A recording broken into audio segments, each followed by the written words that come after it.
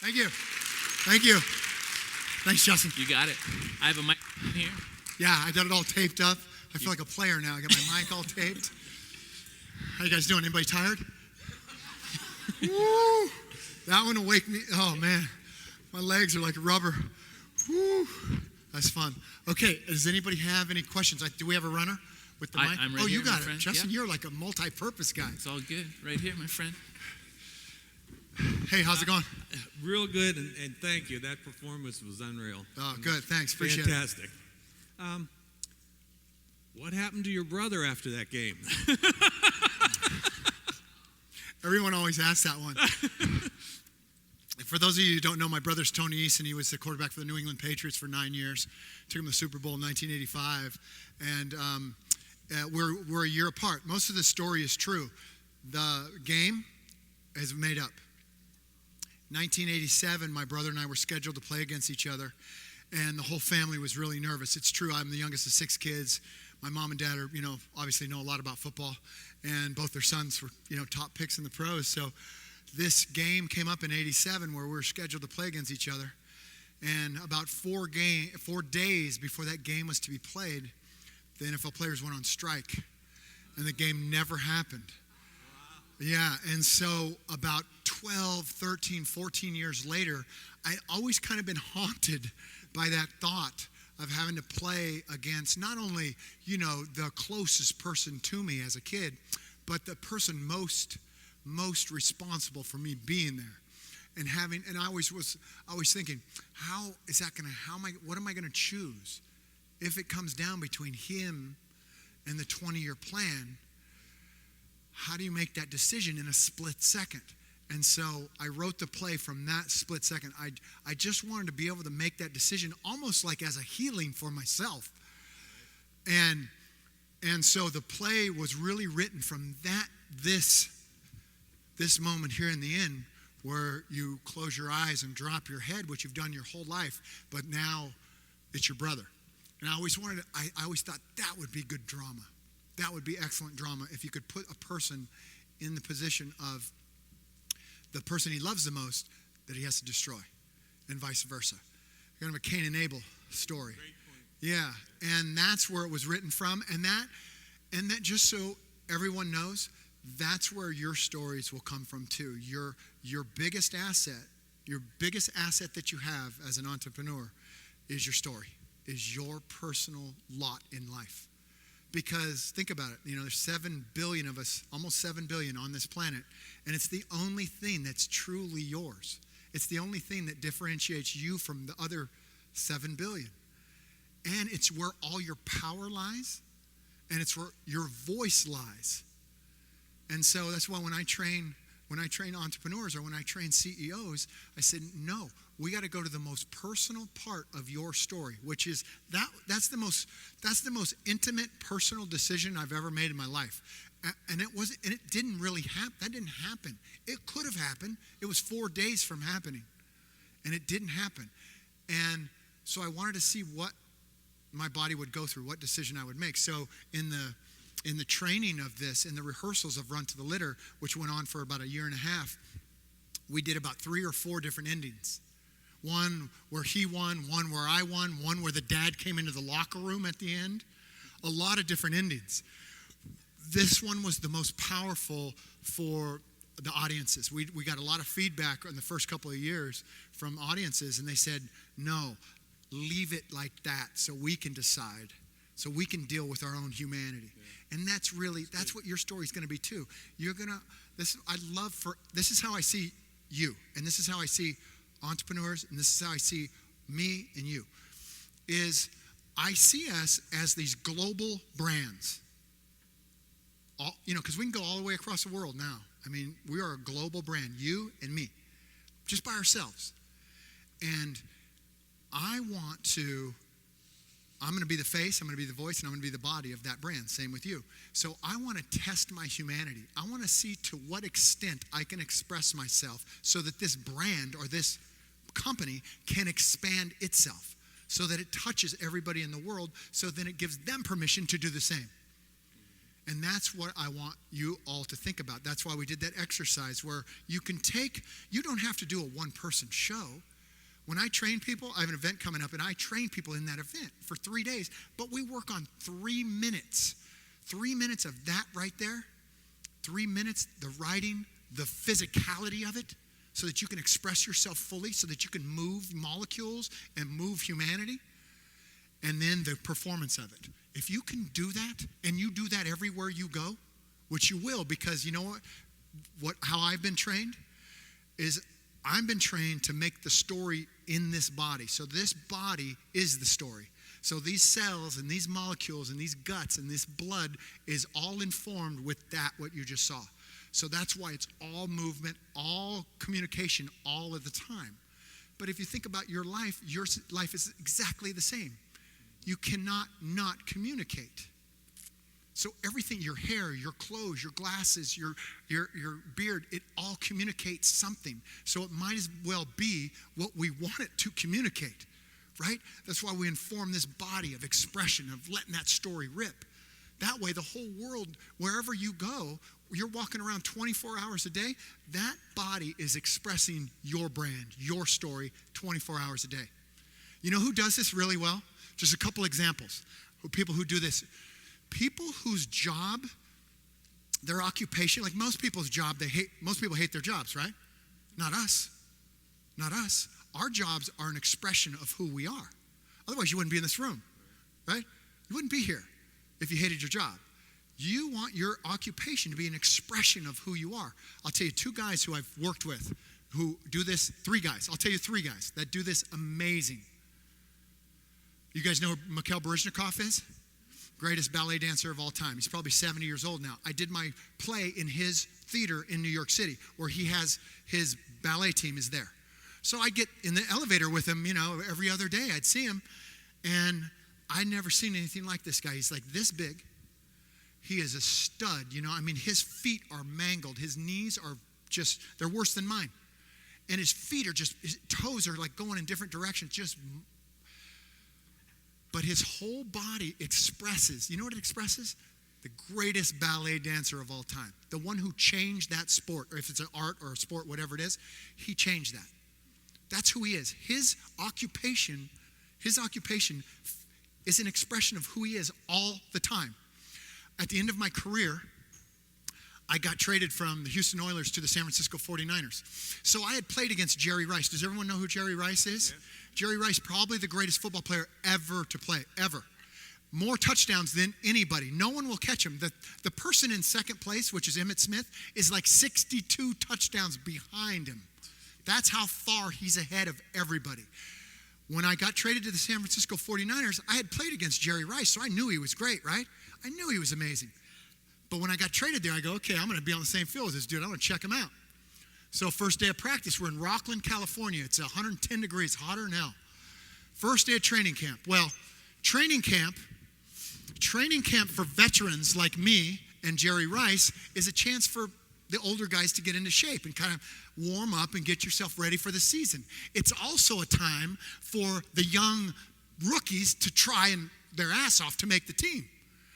So here's what happens. We go out, I'm watching Jerry Rice. First of all,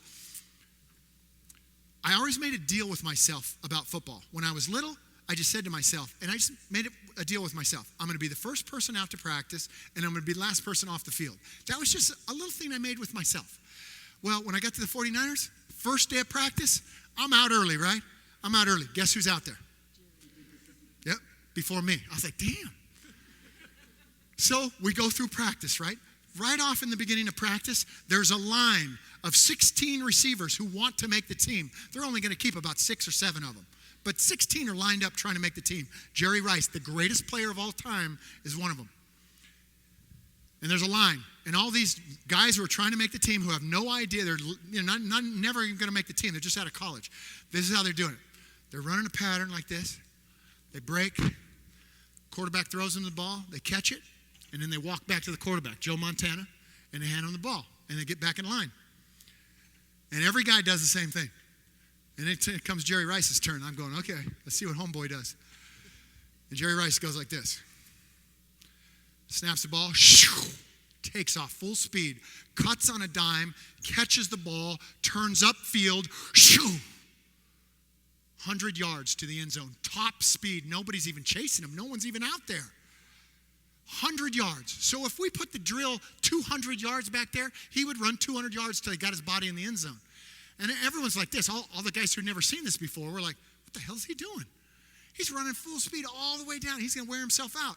2-3 hours of practice, one after the other, after the other. Every time he caught the ball, he took off full speed to the end zone. Every time. I was like, I never seen anything like that. So at the end of practice, he must have run like 10 miles of those.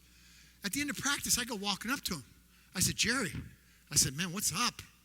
What are you doing with all that running, man? You're making everybody look bad. He goes, I go, why do you do that? And he goes, oh, Bo, that's really simple. See, every time these hands touch a ball, this body ends up in the end zone. And right then I said, of course he's got more touchdowns than anyone will ever score, because he trained his body that when leather touched these, this ended up in the end zone. And he trained his body again and again and again. And so the position of wide receiver was such an expression of who he is that it was beautiful to watch. And then a couple years ago, my wife comes to me and she goes, Bo, Jerry Rice, your old teammate's going to be on Dancing with the Stars. And you know what I said? He's going to win. And sure enough. And he's not even a good dancer. But you know what? I knew he'd outwork everybody. I knew all those Hollywood people would be getting their nails done and shit. And he'd be out there. He'd be out there dancing his ass off. The third guy is a guy named Al Pacino. Al Pacino, when I first started, I went from the NFL and I moved to New York City because I wanted to be the best stage actor in the world. Because I knew how to be the best safety in the world, and now I couldn't do it anymore. So I said, you know what? I'm going to be the best stage actor of our generation. Because who else is thinking about that? Nobody. So I moved to New York City, right? I moved to New York City. I get an acting class. I'm acting my ass off. I'm doing every scene, every class I could do, right? And all these, I'm going up to every actor in my class. I'm going, hey man, look, who's the best stage actor of our generation? Who is it? And they go, well, that's Al Pacino. I said, okay, cool. Where is he? And they're like, well, I don't know. He's Al Pacino. He's probably on a movie set somewhere. I go, well, I need to talk to him. They said, man, you can't talk to Al Pacino. I said, no. If I'm going to be the best stage actor in the world, and he is it, I'm going to talk to him because he's going to tell me how. And so with about 3 phone calls, I was at Al Pacino's house. And he lives just across the George Washington Bridge. It's still in New York, but it's just up the river there, right on the river. And so I'm at his house, and he said, you can ask me any questions you want. And I said, great. So we went back into this room where he has a pool table, and all his scripts from all of The Godfather and all those movies are sitting right there. And I'm just a beginning actor. And we're playing pool, and I go, look, Al, everyone tells me you're the greatest stage actor of our time. And he goes, well, yeah. And I go, well, I want that. I want that mantle. Can you tell me how to do it? He goes, yeah, I can tell you how to do that. And I go, cool.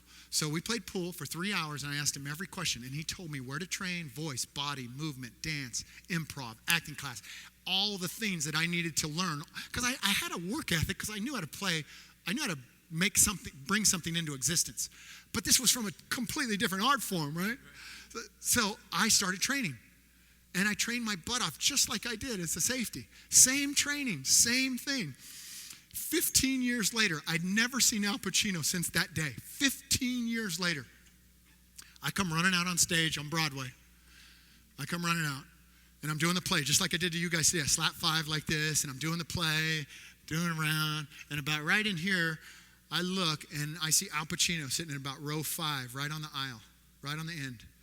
And I couldn't believe it was him. And we made eye contact, and this is what he did when we made eye contact.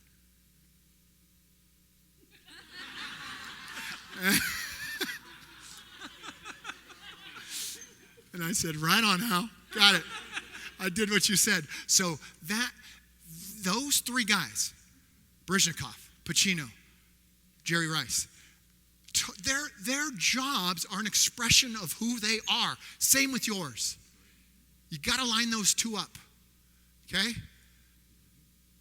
Got to line those two up, because then you'll never have to work again. And guess what? You're a magnet. Everyone has to come to you.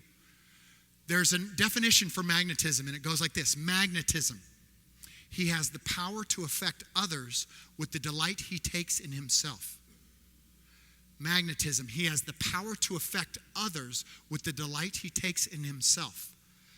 It's not that my story's better than yours. It's that I love my story more than you love yours. I'm more generous with my story than you are with yours. That's the only difference. Jerry Rice, Baryshnikov, Pacino are so generous with their bodies, with their expression, that they're magnetic. You have to go to them. You have to pay them the most. See what I mean? That's what I want you to do. That was kind of a long answer, wasn't it? I have a little short story. When I was playing football, I got knocked out, was on the sideline. They opened my pants up, you know how they do, give you a smelling salts. Yes. Well, that's not what woke me up. What woke me up was all the cheerleaders all around looking at me with my pants wide open. I got up right away. Because some of them I dated, but that's about all my story. That sounds like a beginning of a good story right in there. You know, like kind of like the Cindy Tomasini part. Because anytime you're hurt, it's funny. Anybody who played any sports, or when you're injured, your life passes before you, and you think of the weirdest things, like sex. Like you're going, I wish I would have had sex. You know, like weird things, like, oh, my pants were undone, you know? It's the funniest things, but it's always a great place to begin a story, because humans connect to that humanity, that embarrassment. Yeah. Embarrassment is a great connector of people. You know, when we're ashamed of something, it's a great connector.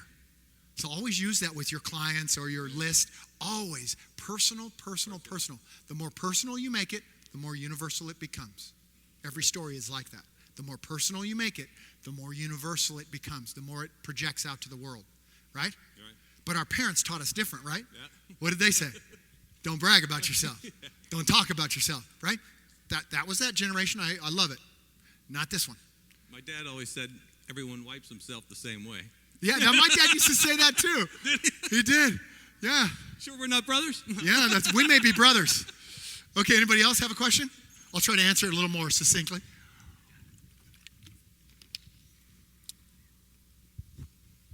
Hey, thank you so much.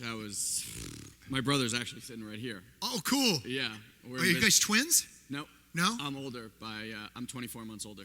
Oh, it's like me and my brother. It's cool. It was crazy. It was just nothing better than brothers. Every movie I got hired by Leonardo DiCaprio to write a movie for him and Tobey Maguire, because they came to the play, and they wanted a brother. They wanted this thing, but this has already been bought as a movie, so they wanted another one, and so I wrote them a brother movie, I love brother stories. Yeah. I just love it. Even if you're not necessarily brothers, I just love that brotherhood it's so hard, you know, as you guys know, it's so hard to have the intimacy and the connection with men and other men other than athletics. You know, like if you're in sports, it's cool to yeah, man, we did it together. You know, and it's hard to do. And I like to bring that to business, like that brotherhood. And I'm not excluding women. I mean a brotherhood, a sister. I mean, when I say brotherhood, I mean women also. That kind of brotherhood. Yeah. And we're super. It was just amazing to hear and see even little snippets. I have two questions. One really quick one. What is your actual real name? Bo Eason. Eason. My legal name is James. James Eason is my legal name, but my dad, I've been called Bo my whole life. So why did your jersey say Henry? Because the game that I played, you know, against my brother didn't happen. And if you use my real name, like on the Broadway critics will rip you apart, saying this guy is just a farce, he's a liar. You see what I mean? Gotcha. Because they're interested in. I mean, listen, think about this. Do you ever heard of any kid that said, "Hey, I think I'm going to grow up and be a critic"? Has anyone ever said that in the history of humanity? Never, right? So the people that end up being critics go, "Oh, he made up. That's not true." That's what their job is. Can you believe that? We were just talking about that. Right? And that's like the whole world, if you look around, the whole world's turning into critics. Yeah. right? Like every newscast is a critique on the, it reminds me of the Roosevelt quote that says, how they talk about how the strong man stumbled or how the doer of good deeds should have done better. That's the whole world, right? Not us, huh? Not us. We're players. We're combatants. We're bloody. We're in the middle of the field trying to achieve something. Who cares? If they want to critique us and say we're bad or we suck or whatever, fine. Keep creating. Don't let those critics stop your creativity, because we're the only things left. Yeah. If we stop creating, man, this world's over. Yeah, they're not our people. Anyway, here's my question. You have the dream or the game that you crayoned. Was that true? Yes. Okay. And then you did it again with acting. Yes. You have an unreal, like I've never seen ability to commit to something and go literally, like you used the right word, like an arrow at that target. Yeah. And I think for any entrepreneur, that is something, we all get stopped by minutia or something or blah, blah, blah. Is there anything you can say? Because that is the most insane ability I've ever seen in any human being, what you just shared. Yep. Anything that you can share with us like that, what is the thought process, or when something goes to stop you, where do you go that just has you like... Yep. I'll break it down for you really easily. 99% of the time, and gives you a big break and it gives me a big break. 99% of the time, I'm off target. 99. Think about, this is the analogy. Say we chartered, all of us in this room chartered a jet today, and we were going to fly to LA. Okay, all of us together. When we get on that jet, the pilots get that jet up in the air, and then they put it on automatic pilot so they can eat their lunch and do whatever they do, right? That jet is going to land on the exact inch in LA that it's supposed to. But over the United States, as it flies, it's 99% off course. The automatic pilot is only a function of righting the ship. So it's 99% off course. You just right the ship. When it gets to LA, boom, the exact spot. No different than me. I had a dream. Best safety in the whole world in 15 years and win a Super Bowl in 20. Okay? That's the plan. I was off target 99% of the time because, I would, and then I'd have to right the ship because I'd be making out with Cindy Tomasini and I go, damn, I got to right the ship. And then my buddies would go, hey man, let's go have a beer. And I'd go like this and I'd go, oh shit. And I got to right the ship. And that's what I did for 20 years. And then acting, same thing. I'm always off course. Even now, when I'm up here, you guys, I've done this play 1,200 times, all right? That's not counting rehearsals, which is a lot more, right? So the whole time I'm up here, which is 90 minutes, the whole time, 99% of the time, I'm righting the ship. The ship is off kilter a little bit, like I'm going, am I present? And then I'll take a breath, I'll feel my feet on the stage, and I'll go, oh, I'm back. And then somebody moved, like that door opened, and my attention went there, and I go, shit, I'm out. I'm out. Okay, let me right the ship. Boom, right the ship. And this is how you right the ship. Connect. Got him. Connect. Got her. She's mine. Connect. And that's what rights this ship. And taking a breath and feeling your feet, or just, you notice, I don't know if you guys noticed during the performance, but I look at my fingers sometimes. That's just righting the ship. I just want to get present in my body. You guys do the same. You're always going to be off course. If you want to make $1 million this year, you're going to be off course 99% of the time, but I guarantee you, if you keep riding the ship, you'll make it. You'll hit the bullseye. It can't work any other way. It just can't. That's how things work. I surround myself with people who see greatness in me. My dad, my brother, my wife, my kids, they constantly see greatness that I can't necessarily see. And they say, Bo, I think you can do it. And I'm like, serious? And then I just right the ship. That's all I ever do. And do the same and get rid of all those other people. Because everyone else is like, hey man, you can't do it. Ah, too bad. Yeah, get rid of them. Even if they're family, like, yeah, I got you. Sorry about that. Because Like if your job, like I was talking about earlier, if your job is an expression of who you are, isn't it the most important job in the world? It's not a job. Yeah, exactly. It is, but it's everything that you are. So why not treat it that way? So anybody who steps in the way of that has got to go. Sorry, got to go. And they understand. People understand. People get it. Cindy Tomasini understands. They do. They get it. People, and then they get on your side. They go, man, that was brave. I saw what you did. 99% off course. Awesome. Yeah. Thank you. Yeah. Did you ever win a Super Bowl? No, I never won a Super Bowl. But it's funny. I drew the plan up in 1969, 20 years. So 1989, I was to win the Super Bowl. I get traded from Houston to San Francisco, who's got a great team. I play for 4 games, blow my knee for the 7th time. They cut me. They go on and win the Super Bowl. It's 1989. San Francisco beat Cincinnati Bengals. So every time I see my old teammates, this is what I say to them. You owe me. See, that ring that you got on your finger is all because of this. And think about it. Listen to this. Here's a crazy stat. 1.2 million kids play high school football. You know that? 1.2 million. Okay? Guess what percentage play in the pros? Out of 1.2 million. 0.08%. 0.08%.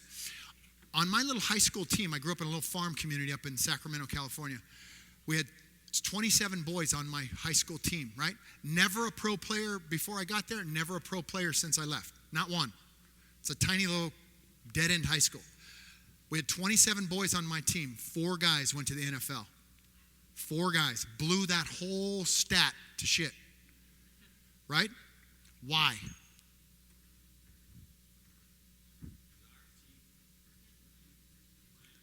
Those guys said, if that little shit Bo's going to do it, I'm certainly going to do it.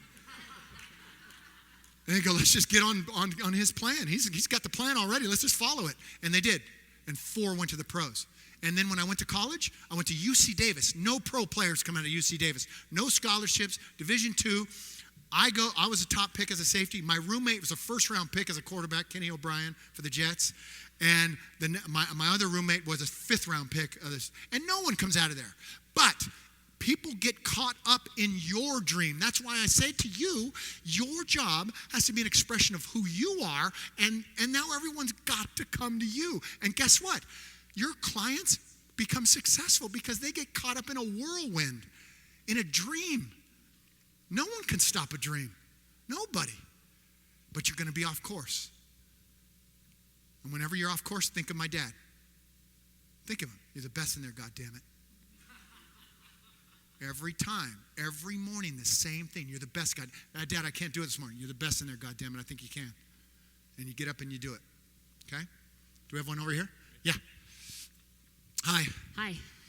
Thank you. Yeah, you're welcome. This has been great. When we were in our little groups, we were sort of tossing around what's the obvious take-home, tied-up, nice, neat lesson? Yeah. Is it don't be attached to the result? Is it, be committed till the end? And as I'm listening to the other answers, I'm really hearing it's about communicating who you are. And I'm thinking, oh, well, that's easy. I'm a musician, composer, so I'm always, I'm creative. I'm creating myself. But I'm like, there's got to be something.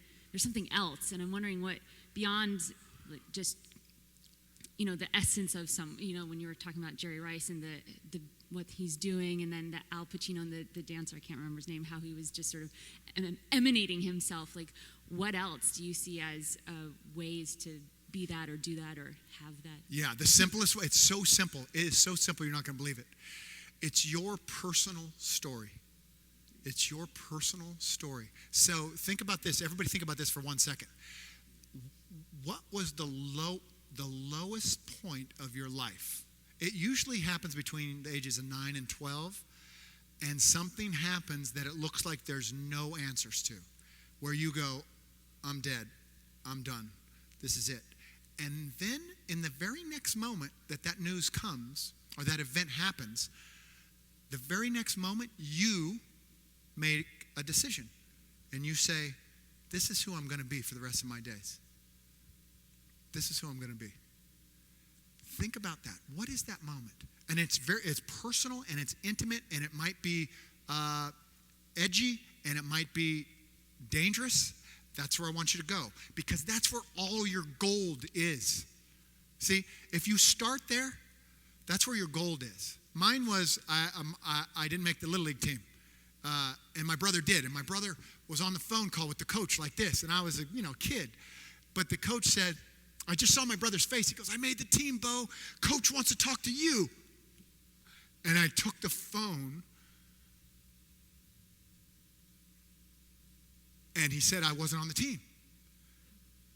And formed my whole life because I saw my brother's face and how disappointed he was. He was like, and I said, that's never happening again, ever. You see what I mean? So it's painful, right? To me, but who gives a shit? It's what you decide afterwards. It's what you decide and you go, no, I'm not getting cut anymore. And it forms your whole life. That's where your story begins, right in there. 9 and 12, something, where you said, this is who I am. And then your job as a storyteller, as a personal brand for your company, is to tell that story of climbing that mountain. Because you're way down at the bottom. Every story starts at the bottom, right? Just every great movie that's ever been made, every book, every movie, play, every TV show starts at the bottom. No one starts at the top. Otherwise, that's a boring movie. No, everyone turns it off. Start at the bottom, everyone watches because they want to see that climb up the hill. Is this kid ever going to do it? Is this girl going to find her expression? Is she going to find it in music? Is she going to find it in dance? Is she going to speak? What is she? What's she made of? That's where yours lies. That's where all of ours lies, right there. And that's the first thing we do when I take people for a weekend. That's the first thing we find. And once we find that, it's all like this, up a hill, climbing, physicalizing that story, and broadcasting it everywhere you go, on video, on stages, in presentations, on the phone, meetings, everywhere. You're sharing yourself. Even if you're still climbing that mountain. Always. Remember, 99% off course. You're climbing. Because your life's not, how old are you? 31. 31, yeah. I mean, you're gonna live till you're 100. Are you gonna retire? No. What are you gonna retire from? Yeah. I can't, when people say they're gonna retire, I always go, from what? From what? This is what I'm gonna be doing when I'm 100. If I'm still upright, or even if I'm not, if I'm laying down or I'm in a wheelchair, this is what I'm going to be talking about. Now, this is an expression of who I am. I'll never stop. Same with you. Did that help? That did help. Well, have you guys read there's 2 books out. One is called The Dream Society, and one, Daniel Pink wrote a book called A Whole New Mind. A Whole New Mind by Daniel Pink. And there's one by Rolf Jensen, and that one is called Dream Society. Both of these books are talking about the same thing. We're leaving the information age, right? So the iconic figures of the information age were Bill Gates and Steve Jobs, right? Those days are over, right? Information age, over. That's all going to get outsourced to India, right? So that's just how it's going to be. The iconic figure of this age, is guess who? According to these books, which I knew I was right about all the time. Shh. The person who can tell the best story and impact people emotionally, whether your product is a physical product or an intellectual product, you have to be able to impact people with your personal story emotionally, to make them a part of the community, a part of belonging. That's the only thing that we're missing, right? We have plenty of money, right? What's the biggest ticket we can buy? A private jet? We can figure out a way to buy a private jet. Everything is accessible to us except one thing: emotion, connection, human contact, expression. That's your job. That's your job for the rest of your days. We are going to die. All of us are going to die in what's called the dream society or the conceptual age, meaning the best storyteller, the person who can impact people with emotion. There's an example that they give in the book about Whole Foods. You guys know that market, Whole Foods? They sell eggs for 43 cents more than the other people sell. One egg for 43 cents more. You know why? Because of the story attached to the egg. That egg was laid by a chicken that, roamed free and, had incense and shit. They can sell eggs for 43 cents more per egg because of that story, right? That's what people want, story. And the best story you got is yours, is that one we just talked about. What's your name? Cheryl? The exact story we just talked about with Cheryl is yours. That is your golden goose. That is the key to the kingdom. I know what you're thinking. I know you're thinking right now, I don't have a good story. Hey, Bo, I don't have a good story. I didn't play in the NFL. Hey, Bo, my life's kind of boring. My life's kind of mundane. I said the same exact thing. Everyone says the same exact thing. You know why? Because I'm 50. I had to live these 50 years, so that story's kind of boring. But if I take the most crucial part of those 50 years and squish it together like this, that's dramatic. That's drama, and we all have that kind of drama in our lives. I said it to you or to you. The only difference between my story and your story is I love my story more than you love yours. That's it. I'm more generous with my story than you are with yours. Now that's something that's under your control. I control how generous I am. I can choose not to be generous and not tell this story anymore, not give all of myself up here. I dropped 10 pounds while I was up here. 10. I can choose to phone it in. I can come up here and go, hey, I cut 1,000 balls a day. I cut 1,000 balls a day every day for 20 years in a row. Never dropped a ball. I could just do that, right? I wouldn't sweat a drop. I wouldn't give you anything. And you go, wow, that was kind of interesting, but I don't know. That's bullshit, man. You know what? The world we're not up for that anymore. I don't want to see a speaker who does this. Watch the news. Watch politicians. What do you do when a politician gets up there and he goes like this?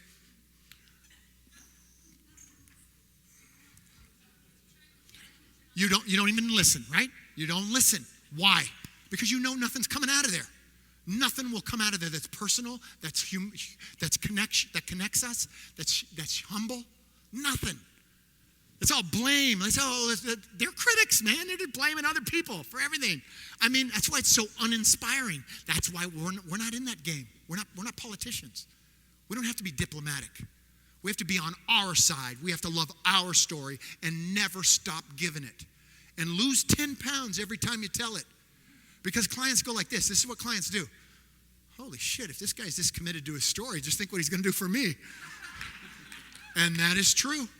That I work with a lot of financial services guys, a lot of financial service people, and they don't want to tell their stories. They're really left brain. They don't even think about stories. They don't even think they have a good story. But as soon as they start telling it, they have amazing stories.